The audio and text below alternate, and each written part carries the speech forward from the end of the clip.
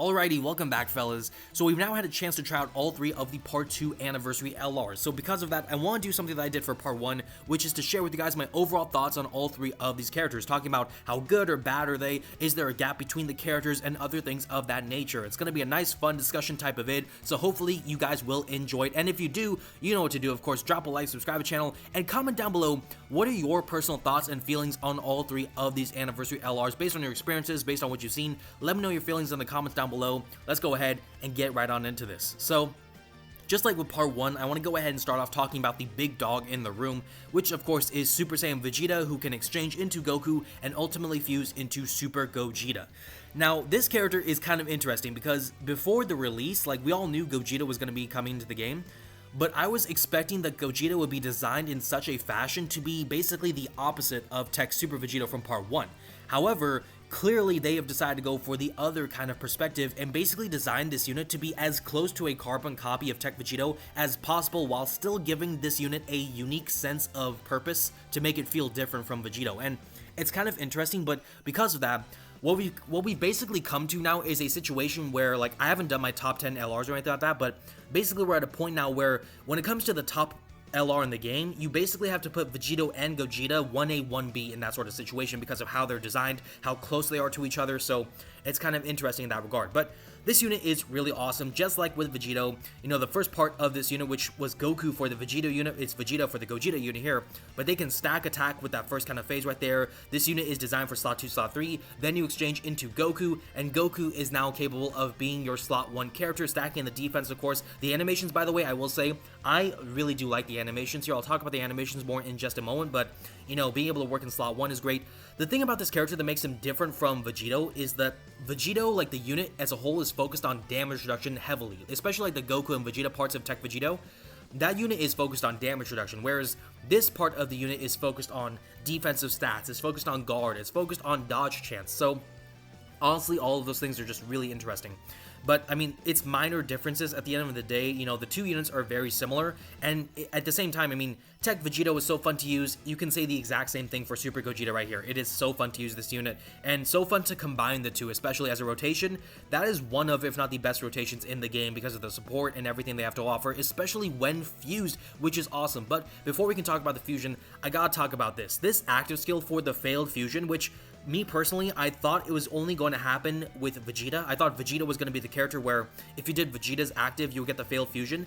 They did it for Goku, which is really funny, but having Veku show up is really hilarious. And also, this active skill actually does a lot of cool things that I would actually argue are better overall than the Tech Super Vegito's kind of failed fusion, if you will, with Vegeta like crushing the Pataras. Because with the Patara crushing, you know, Vegeta was able to get bonus stats for the rest of the fight and everything. For this active, though, even though it's only temporary, you're doing damage, you're doing a Ghost Usher, like, you're getting an Usher for 1 turn, and you're able to dodge all attacks for 3 turns. So all of these things are actually really nice kind of boosts for, like, the failed fusion. So yes, it's temporary compared to, like, the boost in stats for the rest of battle for Vegeta and, like, the Vegito unit. But at the same time, like, I really do like this design. I really like Veku showing up. It's really cool and everything. So if you ask me, I like this active skill more than the failed fusion active for the other unit. So that's what I'll say there. But now, going into Super Gogeta, this is where things get exciting. And, you know, just like with Super Vegito, you know, they even said it with the Part 2 stream, Gogeta, just like Vegito, is so broken that you have to limit this unit to a certain number of turns in order to ensure that there will be balance in the game. And by the way, this art is looking so sick right here. Just trying to show off real quick. Gogeta, look at that, man. That's so clean.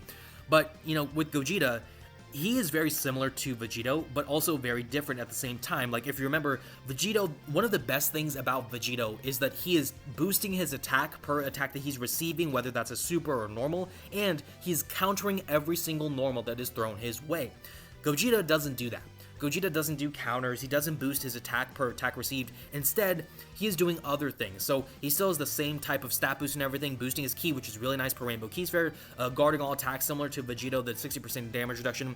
But this is something that is actually really cool, is nullifying negative effects. Now, I will say this right now, this is probably going to be something I'm going to say a lot of times, but I think a lot of people are going to underestimate the value of this specific part of his passive, because basically any sort of negative effect that gets thrown towards Gogeta's way, like attack down, defense down, stuns, you know, seals, those things won't exist. Those things will not bother Gogeta because he's nullifying them. So honestly, I mean, At least that's based off what I've just noticed. But I mean, this part is going to be, I think, one of the more underrated parts of Gogeta's kit, and it is just really awesome. Launching 2 additional Ultra Supers on top of his already Ultra Super right here, massively raising the attack.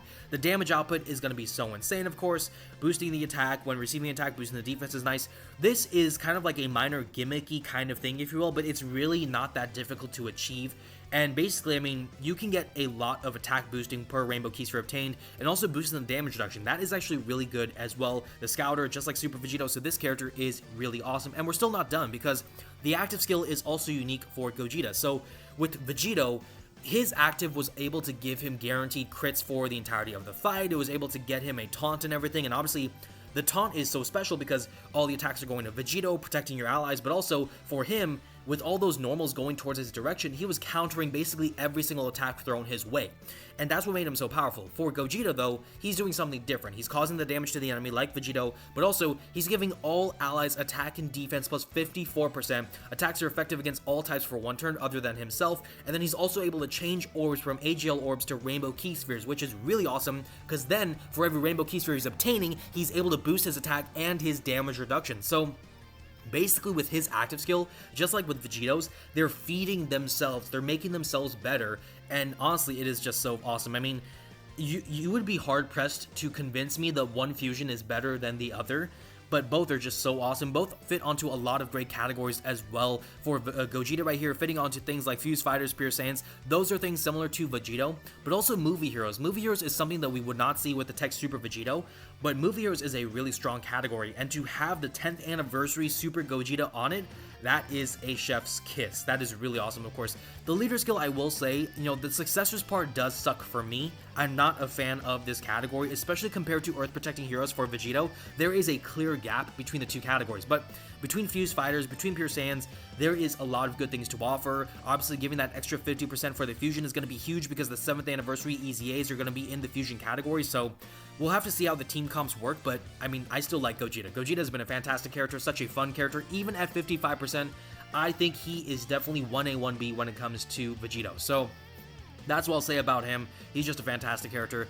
Moving on now to another fan favorite for a lot of people, which is Super Saiyan 2 Gohan. Now, obviously, this is Cell Saga Gohan, probably one of, if not the most iconic moments in Gohan's life. I mean, you guys have to let me know in the comments. Do you guys think this is the best moment of Gohan's history? Because I know some people are going to say, you know, Beast Gohan is there. I know some people maybe will say Ultimate Gohan is their favorite moment. There's all sorts of things. Maybe there's that 1 or 2 fans maybe who love Great Saiyaman the most.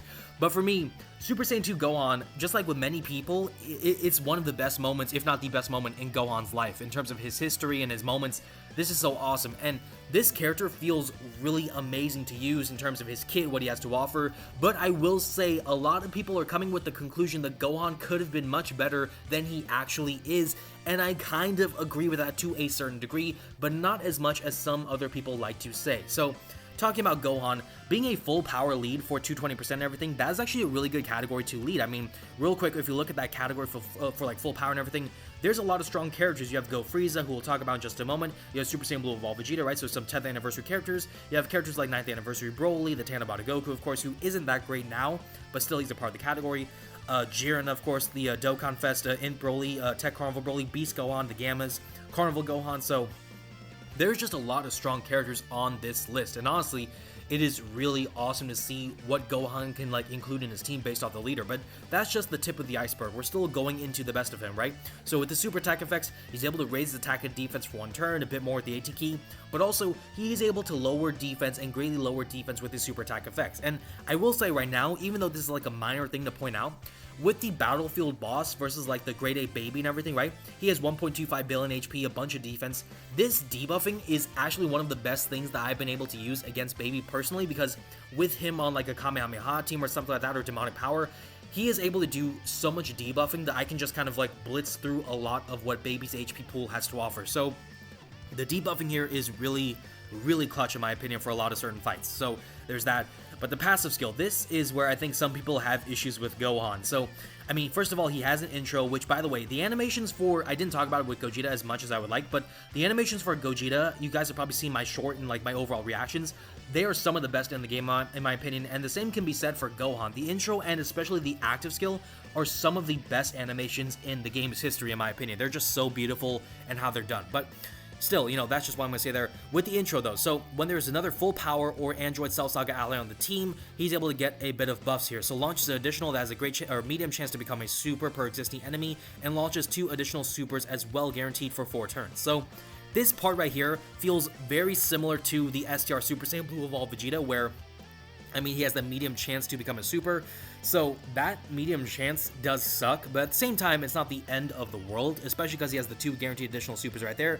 So I feel like if this is what Super Saiyan Blue Evolved Vegeta had to offer in his kit, then we would be much better off with that unit specifically, but they gave it to Gohan, so that's kind of interesting in terms of the design. But if we keep going, so basic effects, you know, boosting the ki is nice. Attack and defense plus 258% is actually pretty good, but if we keep going, the guaranteed guard is nice, 20% damage reduction is nice, boosting the ki is nice.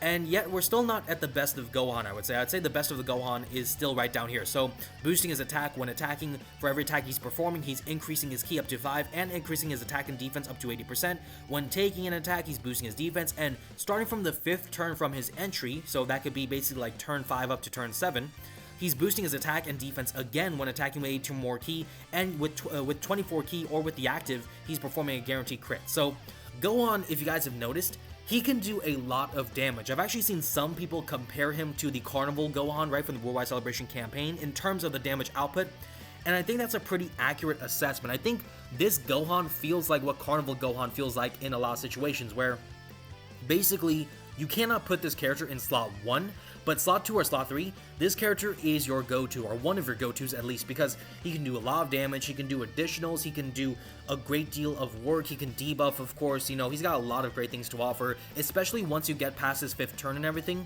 he's even better. So, I really do like what Gohan has to offer. He doesn't get weaker as the fight progresses, in fact, he gets stronger, so that's all really good, but I do know a lot of people are upset that Gohan doesn't have as much damage reduction as people would like. 20% nowadays is not even close to enough from what we want from a good character, and also, because of that, Gohan is not really meant for slot 1 at all. If you find Gohan in slot 1, you are in a very dangerous position, like you're in a bad position. You may make it out, but you're not going to make it out unscathed. You're going to suffer a lot. So that is a big issue with Gohan, I will say. But the active skill, maybe you could say makes up for it because of how much damage he can do, what he's capable of. Because he's massively raising his attack, he's doing damage, he's boosting his ki to 24 to get that guaranteed crit. But also, he's boosting his attack for 58% for 1 turn, that's multiplicative. So with the active done, then his damage output in the turn can be insane. You've probably seen it too, clips of him doing 99 million, 100 million, so many crazy damage outputs. So honestly, this character is really nice. Can be done when there's another Kamehameha ally on the same on the team starting from the 5th turn from the character's entry, or when facing only one enemy whose HP is 89% or less starting from the 5th turn from the character's entry. So basically, once this condition is met right here, the active skill is also available provided you meet the Kamehameha category thing, or if you're facing an enemy whose HP is 89% or less. So it's a pretty easy active skill. I saw some people complain about this, saying that this is a hard kind of condition. It really is not, because if we go back to full power, there are a good number of characters who may fit into Kamehameha that you would be like, hey, I want to go ahead and have them on the team and everything. Like, I believe Carnival Gohan, if I'm not mistaken, he leads Kamehameha, right? So he would easily fit into this. He would be a great counterpart for that Gohan, so it's awesome, of course. Obviously, he links well with the AGL version, also the End Namagoku, which is kind of interesting because I thought it could be a perfect link combination, but it's not, and that is kind of unfortunate, but still, you know, being able to link with Goku, being able to link with the Carnival Gohan, that is really awesome. So if you ask me, I think Gohan is a fantastic character. Do I think he's a bit underwhelming in terms of what we were hoping for? I will acknowledge that. I think overall, I may be wrong on this specific part, but what I'm gonna say is that I think overall, pretty much the entire Dokkan community wanted Gohan to be the top 3 LR in the game, and it doesn't feel like he's the top 3 LR, especially when it comes to the 10th anniversary. I don't think that people will say he feels like that. If anything, I think majority of people will probably say that he feels like the 4th best LR in the game, behind the 2 fusions, behind maybe GT Goku. Maybe there's a bit of back and forth there. But the fact of the matter is Gohan feels a bit less compared to what we wanted from him. And I think a bit of that is because of Beast Gohan. I think Beast Gohan is so good still that maybe you could say that is taking away from Gohan's kind of like fire right here. But at the same time, you know, when you see what Beast has to offer, when you see what other characters have to offer, and especially in Slot 1 nowadays, and all these other things too. I mean, Gohan, he's great in Slot 2 and everything. He just isn't as good as people want him to. But I will say, he still feels amazing to use. He still is a great character to have and to run with some of these better teams, like the Vegito leads. The art, by the way, is so badass. So, if you ask me, I love this unit. I love this unit so much. I don't think necessarily he's outside of the top 10. I think some people have been considering that, but I don't think he's outside of top 10 for me. In fact, I would say that he's a fantastic character still to this day. Maybe he'll age better than the others, who knows? Because Slot 2 works, who knows? But I don't think that's going to be the case, but it'll be interesting to see what he's capable of. The last one I want to talk about, though, is going to be Go Frieza. Now, let me just say this. I'm sure some people have already commented about Go Frieza and your thoughts, which again, if you guys have not, let me know what you guys think about Go Frieza, especially Go Frieza. Let me know what you guys think. But I have seen some people say that this guy, Go Frieza, is the worst LR of the 10th anniversary.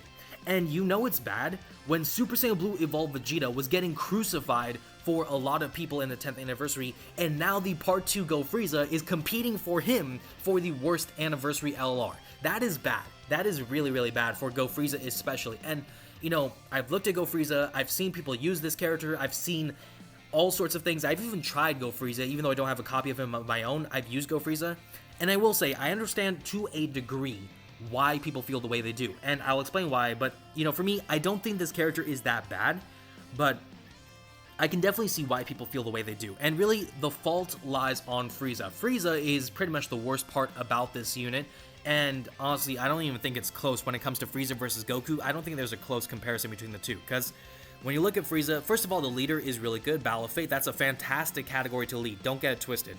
But also, you know, with the super attack effects, you know, Frieza is able to lower attack, stun, and everything, so that's nice and everything.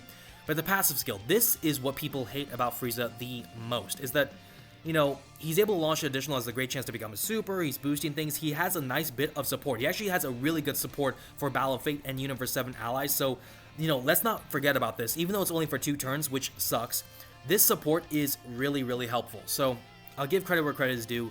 When he's attacking, though, you know, he's boosting and stuff. This is the thing about Frieza, though, is that he has this condition where if HP is 70%, if HP is 77% or less, then he's boosting his damage reduction, he's boosting his stats, and also this 50% damage reduction is when he receives an attack. So that's just an issue right there. When all allies attacking in the same turn are super class characters, he's performing a crit and launching additional guaranteed super. If all allies instead are extreme class characters, though, then he's launching 2 additional supers, right? And the thing about this unit, which makes him so annoying, especially as Frieza, is you're forced in a position where you need to have the HP below that threshold for Frieza to be at his best. And if you don't have it below that threshold, Frieza is going to suffer a great deal. In fact, I would probably say this is one of the few LRs in the game, at least in my opinion, where I don't even have him, right? I haven't built him or anything like that.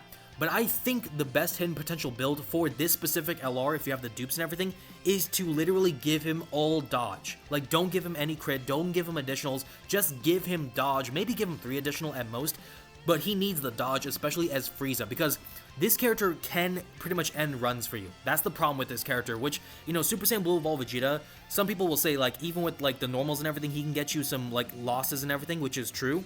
But Frieza, I feel like, is a bit more consistent in terms of how often he will screw you over. So that is just so frustrating about him. I will say he feels like the 9th anniversary Gogeta and the Gammas, where you want to, if you have him in turn 1 or turn 2, you basically want to put him in slot 3, maybe slot 2, depending on the situation, wherever the least amount of attacks are, just to ensure that he has the best chance to survive, and just to, like, give yourself the best chance of making it out. Because once you get into turn 4, right, then you can exchange with Goku, and by then you're going into Goku, you're not going to be going back for Frieza unless it's to do his active skill, which I will say his active skill is probably the better of the two, but you aren't really going to be using Frieza a lot. If anything, you're going to be going ahead and exchanging into Goku, and Goku is definitely the better part about this unit. The first thing, of course, is that he can stack his attack with his 12 key. So stacking the attack with the 12 key is nice, of course, when you switch back to Frieza for the whole kind of active skill. This attack stacking is going to be very important for that. Of course, by the way, the Super Saiyan, that looks so clean. Actually, I really do love that about the art. But yeah, I mean, that's a really important part about Goku's kit, but also this part right here. You look at his passive skill, he doesn't even offer as much overall, it would seem, as Frieza, but yet he still is better, which is kind of crazy. But guarding all attacks, that is actually a really good start already. Boosting the ki per Rainbow Ki Sphere, boosting the stats and everything. Launching an additional guaranteed super when HP is 77% or more, which is actually really awesome. When taking an attack, boosting attack and defense, boosting defense again when HP is 77% or more. For every Ki Sphere obtained, he's able to nuke basically, so he's boosting attack and defense, so that is going to be important for him. With a Rainbow Ki Sphere obtained, he's getting 59% damage reduction off start, so that is just crazy, and attacks are effective against all types. So really, I mean, this part of the character is definitely the better part. If anything, I would probably say it feels like they should have started this character off as Goku and then exchanged into Frieza. Maybe I'm wrong about that opinion, but when you look at what the two characters are offering, it just feels like Goku is the character who should have started things off because he can work in turn 1, you know, slot 1, slot 2, slot 3, and then you can exchange into Frieza if you need.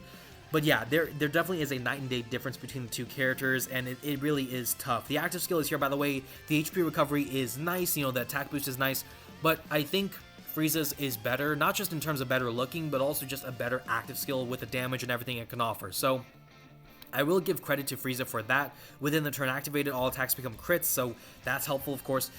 But yeah, this character is tough. I mean, one of the things about this character too is that he fits onto so many great categories. I mean, let me count this off, right? It's 1, 2, 3, 4, 5, 6, 7, 8. So 24 categories this character is on between Frieza and Goku. Obviously, things like Wicked Bloodline, Goku's Family, Turtle School, superheroes. So this character is on a lot of great categories, but this character also at the same time feels really bad. And I know they tried to basically balance this out because Frieza is a bad guy, Goku's a good guy, so that's why Frieza has this condition where basically he can work in a team with super class characters or with extreme class characters. But yeah, Frieza just feels so bad. Goku feels so much more amazing, so much more consistent than Frieza, and it's not even funny. If anything, it's just disappointing when you think about it. And it hurts me because Goku and Frieza, we all can agree, this is one of the best moments of Dragon Ball Super within the anime, right? With a Tournament of Power, this is obviously like the final episode. This is one of the best moments, and for this character to be performing like this, it's kind of tough. I mean, Super Saiyan Blue Evolved Vegeta, if he was performing the way he was, it is what it is. Like, people wanted more from him, but he's not the peak moment of Tournament of Power.